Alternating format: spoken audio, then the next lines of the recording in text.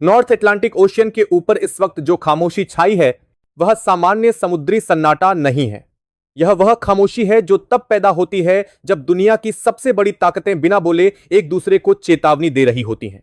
Radar screen पर हर movement को 2 बार देखा जा रहा है, हर सिग्नल को 3 बार पढ़ा जा रहा है और हर आदेश बोलने से पहले तौला जा रहा है। वजह साफ है, वेनेजुएला के पास शुरू हुआ एक छोटा सा समुद्री विवाद अब उस मोड़ पर पहुंच चुका है जहां एक गलत फैसला पूरी वैश्विक व्यवस्था को हिला सकता है।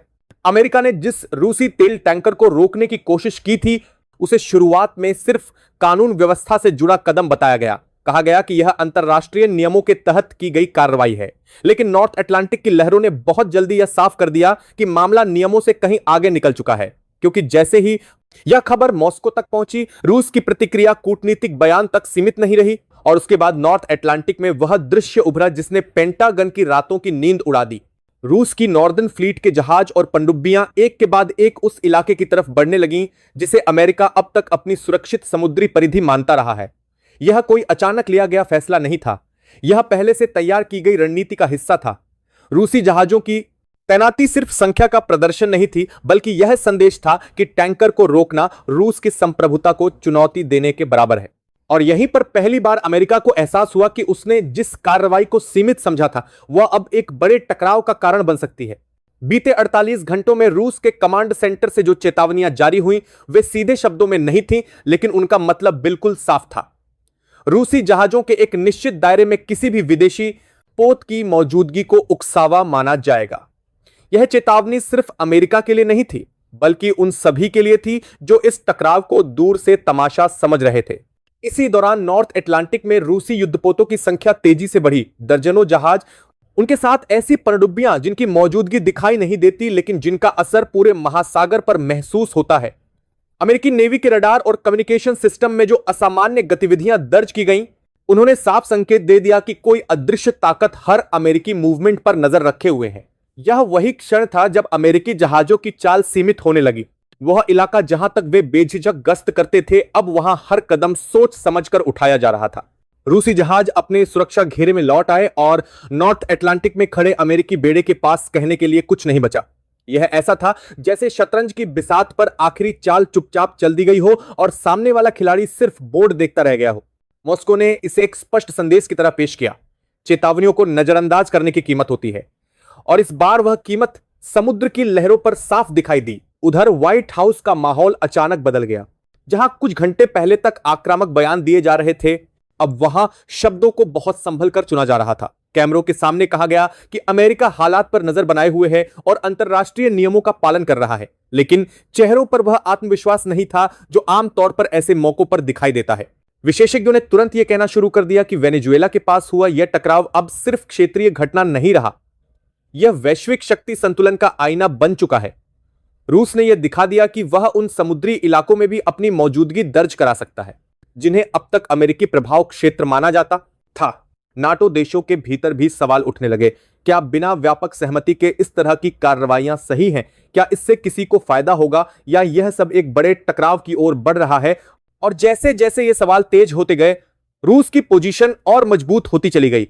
नॉर्थ अटलांटिक में मरीन एयर फोर्स की गश्त, जहाजों की स्थिर तैनाती और सख्त चेतावनियां यह साफ कर रही थी कि यह कोई अस्थायी दबाव नहीं है। इसी तनाव के बीच एक नाम अचानक उभर कर सामने आया, भारत। खबरें आने लगीं कि वॉशिंगटन ने नई दिल्ली से संपर्क साधा है। यह बातचीत सामान्य औपचारिकता से कहीं आगे बढ़ चुकी थी। संकेत मिलने लगे कि अमेरिका इस पूरे संकट में भारत की भूमिका को अहम मान रहा है। कारण साफ था, भारत के रूस के साथ पुराने रिश्ते हैं और अमेरिका के साथ बढ़ती रणनीतिक साझेदारी भी। यहीं से नॉर्थ अटलांटिक की लहरों पर चल रही शक्ति परीक्षा की गूंज नई दिल्ली तक पहुंच गई। कहा जाने लगा कि अमेरिका ने भारत को वेनेजुएला के तेल को लेकर कुछ रियायतों का संकेत दिया है ताकि भारत इस तनाव को कम करने में भूमिका निभाए। दृश्य अब ऐसा था कि समुद्र में युद्धपोत आमने सामने खड़े हैं और जमीन पर कूटनीतिक फोन कॉल्स की लाइनें गर्म हो चुकी हैं। हर कोई यह जानने की कोशिश कर रहा है कि अगला कदम किस दिशा में जाएगा। रूस ने अपने शब्दों और हरकतों दोनों से यह साफ कर दिया कि वह पीछे हटने के मूड में नहीं है। अमेरिका के लिए स्थिति लगातार असहज होती जा रही थी। उसके सहयोगी भी आशंकित दिख रहे थे और इसी अनिश्चितता के बीच दुनिया की नजरें भारत की तरफ घूमने लगीं। क्या भारत इस समुद्री संकट में कोई ऐसा रास्ता निकाल पाएगा जिससे हालात और बिगड़ने से रुक सकें, या फिर यह तनाव और गहराएगा? यहीं से यह कहानी एक नए अध्याय में प्रवेश करती है। नॉर्थ अटलांटिक की ठंडी लहरों के नीचे अब सिर्फ जहाज नहीं, बल्कि महाशक्ति यूं की प्रतिष्ठा और भविष्य की रणनीतियां तैर रही हैं। और अगर आपको यह विश्लेषण पसंद आ रहा है तो वीडियो को लाइक करें, चैनल को सब्सक्राइब करें और इसे शेयर करें, क्योंकि आगे जो आने वाला है वह सिर्फ खबर नहीं बल्कि वैश्विक राजनीति का असली चेहरा है। नॉर्थ अटलांटिक ओशियन में जहाज अपनी जगह पर स्थिर थे, लेकिन फैसले लगातार बदल रहे थे। समुद्र की सतह पर भले ही हलचल कम दिख रही हो, लेकिन उसके नीचे रणनीतियों की तेज धार बह रही थी। रूसी फ्लीट ने जिस तरह से अपनी पोजीशन बनाए रखी थी, उसने यह साफ कर दिया था कि यह कोई भावनात्मक प्रतिक्रिया नहीं बल्कि ठंडे दिमाग से तैयार किया गया दबाव है। अमेरिकी नेवी को अब हर मूवमेंट से पहले सिर्फ समुद्र नहीं बल्कि उसके राजनीतिक असर को भी तौलना पड़ रहा था। पेंटागन के भीतर सबसे बड़ा डर यह नहीं था कि गोली चल जाएगी, बल्कि यह था कि कोई गोली चले बिना ही अमेरिका की पकड़ ढीली पड़ती दिख रही थी। रूसी जहाजों की मौजूदगी ने उस क्षेत्र में एक ऐसी स्थिति बना दी थी जहां अमेरिकी बेड़े की तकनीकी बढ़त भी खुलकर इस्तेमाल नहीं की जा सकती थी। हर रडार लॉक, हर एयर पेट्रोल और हर कम्युनिकेशन सिग्नल को यह मानकर चलना पड़ रहा था कि सामने वाला हर सेकंड उसे पड़ रहा है। इसी बीच रूस की ओर से जो संकेत आए वे और भी साफ होते चले गए। मॉस्को ने किसी भी तरह की जल्दबाजी से इनकार किया, लेकिन यह भी जता दिया कि उसकी सहनशीलता की एक सीमा है। रूसी रक्षा प्रतिष्ठान से जुड़े सूत्रों के हवाले से यह खबर सामने आई कि नॉर्थ अटलांटिक में तैनात फ्लीट को लंबे समय तक वहीं रहने के आदेश दिए गए हैं। इसका मतलब यह था कि रूस इस दबाव को थकान की लड़ाई में बदलना चाहता है लेकिन बदलना चाहता है। अमेरिका के लिए यह स्थिति नई थी। आमतौर पर ऐसे टकरावों में वह समय को अपने पक्ष में मोड़ लेता रहा है, लेकिन इस बार हालात उलटे थे। हर बीतता घंटा यह दिखा रहा था कि रूस पीछे हटने के बजाय अपनी मौजूदगी को सामान्य बना रहा है। और जब किसी विवादित इलाके में किसी ताकत की मौजूदगी सामान्य होने लगती है तो खेल का संतुलन अपने आप बदलने लगता है। नाटो देशों के भीतर बेचैनी बढ़ती जा रही थी। कुछ सहयोगी देश खुले तौर पर कुछ नहीं बोल रहे थे, लेकिन आंद्रखाने यह सवाल उठने लगा था कि क्या अमेरिका इस टकराव को संभाल पाएगा या फिर उन्हें भी इसके परिणाम भुगतने पड़ेंगे। यूरोपीय राजधानियों में ऊर्जा आपूर्ति को लेकर चिंताएं तेज हो गई थीं, क्योंकि वे जानते थे कि अगर वेनेजुएला और रूस से जुड़े इस तनाव ने लंबा रूप लिया तो उसका असर सीधे गैस और तेल की कीमतों पर पड़ेगा। इसी बीच बाजारों ने प्रतिक्रिया देना शुरू कर दिया।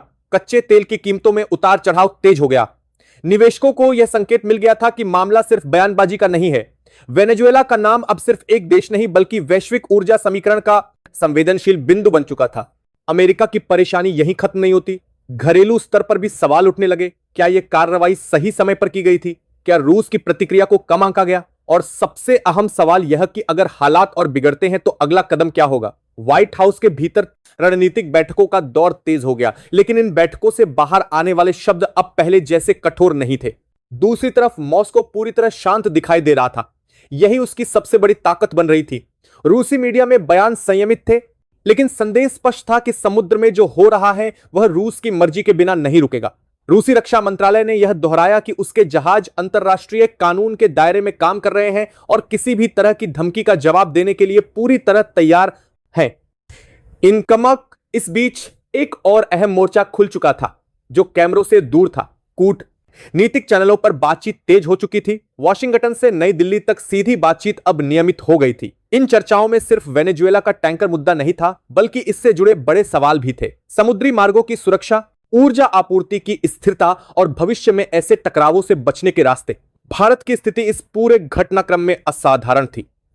वह किसी भी तरह से इस टकराव का हिस्सा नहीं था, लेकिन उसका असर सीधे उसके हितों से जुड़ा हुआ था। भारत की बढ़ती ऊर्जा जरूरतें उसे इस संकट से अलग नहीं रहने देती थी। साथ ही रूस के साथ उसके पुराने रणनीतिक संबंध और अमेरिका के साथ मजबूत होती साझेदारी उसे एक ऐसे स्थान पर खड़ा कर रही थी जहां हर शब्द का वजन बढ़ गया था। भारत की ओर से आने वाले संकेत बेहद संतुलित थे, न तो किसी पक्ष का खुला समर्थन और न ही किसी के खिलाफ सीधी आलोचना। नई दिल्ली का जोर सिर्फ एक बात पर था कि समुद्री मार्गों की सुरक्षा और ऊर्जा आपूर्ति का निर्बाध रहना वैश्विक हित में है। यह बयान साधारण लग सकता था, लेकिन इसके पीछे गहरा संदेश छिपा था। यह संदेश था कि भारत इस टकराव को शांत दिशा में मोड़ना चाहता है, न कि किसी खेमे का हिस्सा बनना। रूस ने इस संकेत को नजरअंदाज नहीं किया।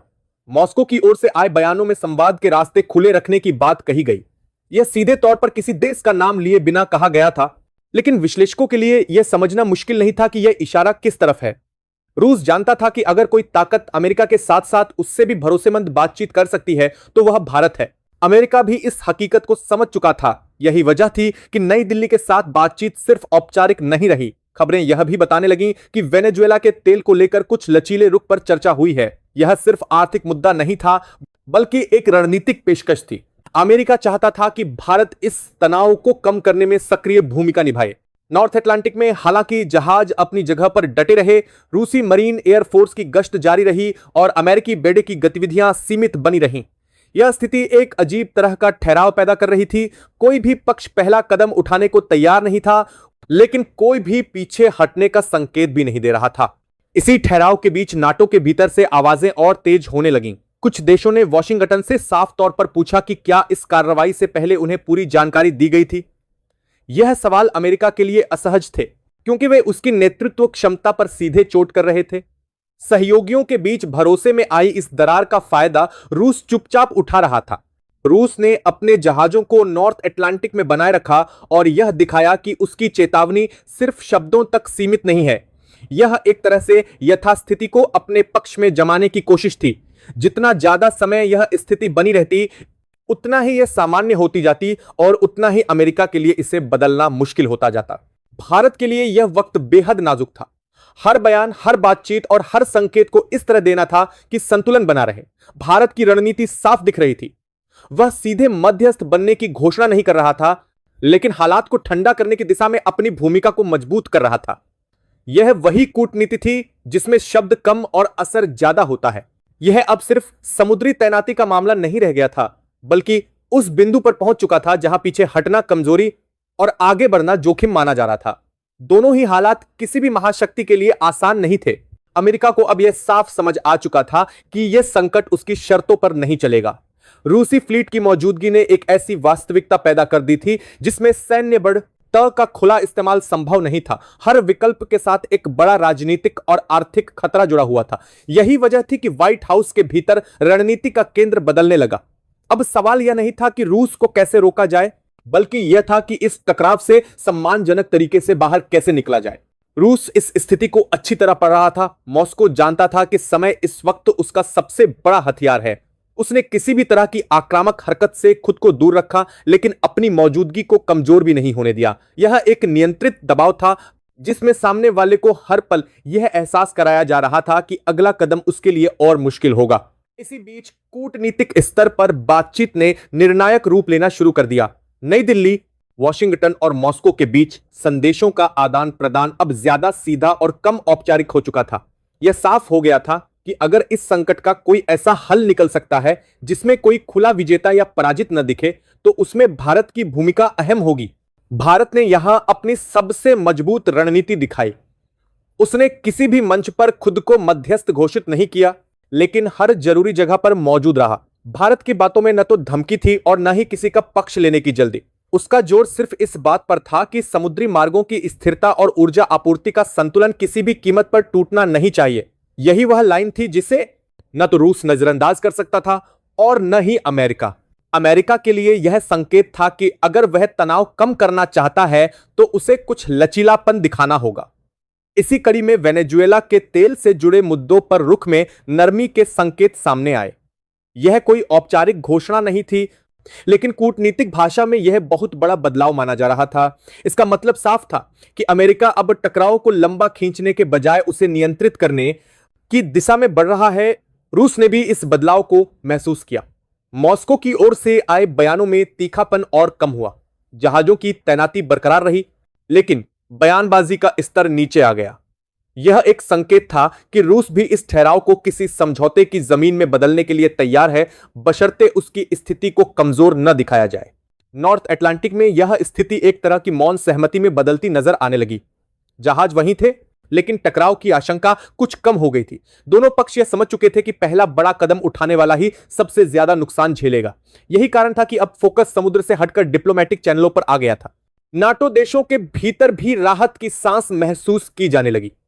ऊर्जा बाजारों में उतार चढ़ाव तो बना रहा, लेकिन घबराहट में कमी आई। यह संकेत था कि वैश्विक व्यवस्था इस संकट को पूरी तरह बेकाबू होने से पहले संभालने की कोशिश कर रही है और इस पूरी प्रक्रिया में भारत की भूमिका एक संतुलनकारी ताकत के रूप में और मजबूत होती चली गई। विश्लेषकों के लिए यह अब साफ हो चुका था कि यह पूरा घटनाक्रम सिर्फ वेनेजुएला या एक टैंकर का मामला नहीं था। यह एक बड़ा संदेश था कि दुनिया की ताकत का केंद्र अब सिर्फ सैन्य क्षमता से तय नहीं होता। जो देश सही समय पर सही जगह बातचीत की क्षमता रखता है वही असली खिलाड़ी बनता है। अमेरिका के लिए यह एक सबक था कि हर क्षेत्र अब उसकी परंपरागत पकड़ में नहीं रहा। रूस के लिए यह पुष्टि थी कि वह अभी भी वैश्विक समीकरणों को प्रभावित करने की क्षमता रखता है और भारत के लिए यह क्षण था जब उसने बिना शोर मचाए यह दिखा दिया कि वह अब सिर्फ उभरती शक्ति नहीं बल्कि संतुलन तय करने वाली ताकत है। नॉर्थ अटलांटिक की लहरों के नीचे अब भी जहाज खड़े थे, लेकिन उनके बीच का तनाव पहले जैसा नहीं था। यह वह स्थिति थी जहां कोई औपचारिक समझौता भले न हुआ हो, लेकिन एक अनकहा संतुलन बन चुका था। यही वह बिंदु था जहां यह संकट खुली टकराव की दिशा से हटकर नियंत्रित प्रतिस्पर्धा की तरफ मुड़ गया। दुनिया ने इस पूरे घटनाक्रम से यह भी देख लिया कि आने वाले समय में ऐसे संकट ज्यादा जटिल होंगे। वे सीधे युद्ध में नहीं बदलेंगे बल्कि दबाव, तैनाती और कूटनीति के लंबे खेल में बदलेंगे और इस खेल में वही देश आगे रहेगा जो सिर्फ ताकत नहीं बल्कि भरोसा भी पैदा कर सके। इस पूरी तस्वीर में भारत की स्थिति अब साफ दिखाई दे रही थी। वह न तो किसी खेमे का स्थायी हिस्सा बना और न ही खुद को अलग रखा। उसने वही किया जो बदलती दुनिया में सबसे ज्यादा मायने रखता है, संतुलन बनाना, बातचीत के रास्ते खुले रखना और टकराव को सीमा के भीतर रखना। नॉर्थ अटलांटिक ओशियन का यह संकट भले ही धीरे धीरे ठंडा पड़ता दिख रहा हो, लेकिन इसके असर लंबे समय तक महसूस किए जाएंगे। यह उन घटनाओं में शामिल हो चुका है जो वैश्विक शक्ति समीकरण को नई दिशा देती हैं। और अगर आपको यह पूरी वीडियो पसंद आई हो तो वीडियो को लाइक करें, चैनल को सब्सक्राइब करें और इसे शेयर करें, क्योंकि ऐसी खबरें सिर्फ जानकारी नहीं देती बल्कि यह समझने में मदद करती हैं कि दुनिया किस दिशा में बढ़ रही है। जय हिंद।